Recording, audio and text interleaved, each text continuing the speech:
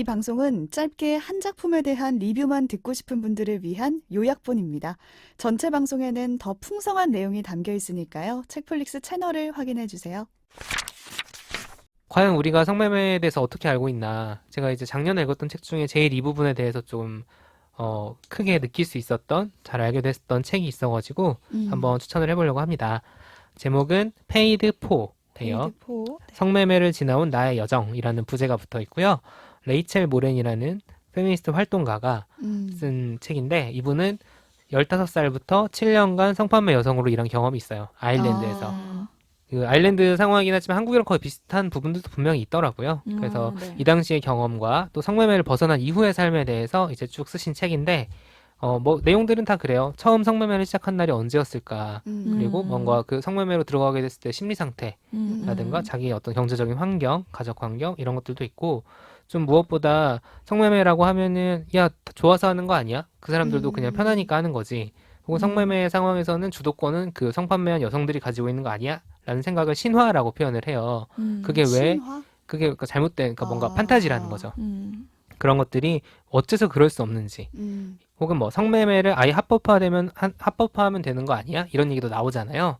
이런 쟁점들까지 다뤄요. 그러니까 자기의 심리나 경험에 대한 얘기만 하는 게 아니라 어떤 사회 구조적인 분석까지 쭉 담겨 있는 책인데, 뭐 인상 깊은 부분들 소개해드리는 게 가장 좋을 것 같아요.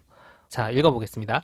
성매매 여성이 실제로 하는 일이란 자신의 몸이 성적으로 학대되도록 돈을 받고 허락하는 것이다.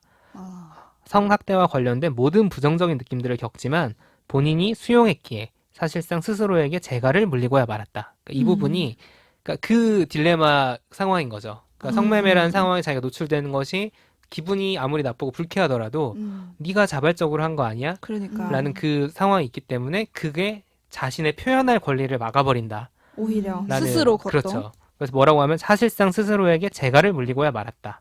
말 그대로 표현할 권리를 팔았다. 그러니까 누군가의 인생에서 이 얘기를 하는 거예요. 일상적으로 일어나는 학대를 숨기고 내면화해야 하는 상황도 학대다. 라는 거예요. 그러니까 심리적인 학대가 계속 발생을 한다는 거죠. 일상적으로. 네. 그런 부분들이 조금, 그렇구나. 그러니까 우리가 그냥 생각하는, 사실 성매매가 얼마나 지하 산업이 활성화돼 있고, 이거 잘, 그런 게 수치로는 나오지만 그 현실적으로는 잘 모르잖아요. 맞아요. 대부분 사람들은 잘 모를 수밖에 없고, 특히 거기에 종사한다고 하는 성판매 여성들이 어떤 경험과 어떤 심리를 가지고 있는지는 잘 모르기 때문에 좀 그런 것들을 많이 알아볼 수 있는 책이고, 또 되게 충격적이었던 부분이 아빠의 친구를 성매매로 만나는 경험을 있어요. 이 저자가요? 저자가.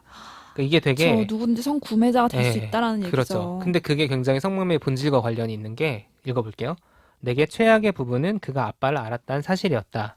그에게 최고의 부분은 내가 누군지 알았다는 사실이었다. 나를 알아보자마자 그는 강한 성적 흥분을 경험했다. 그게 먹혔다. 우월감, 지배, 경멸, 권력과 관계가 있다. 성애화된 악이었다. 그러니까 성매매가 결국에는 그 성적인 쾌락 이런 문제로 가는 게 아니라 결국엔 사람에 대한 어떤, 지배, 그쵸, 집에.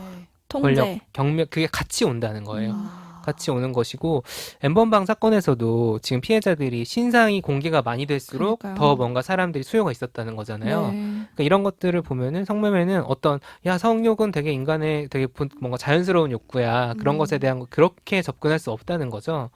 되게 이 부분을 읽으면서 되게, 생각지도 못했던 부분이다.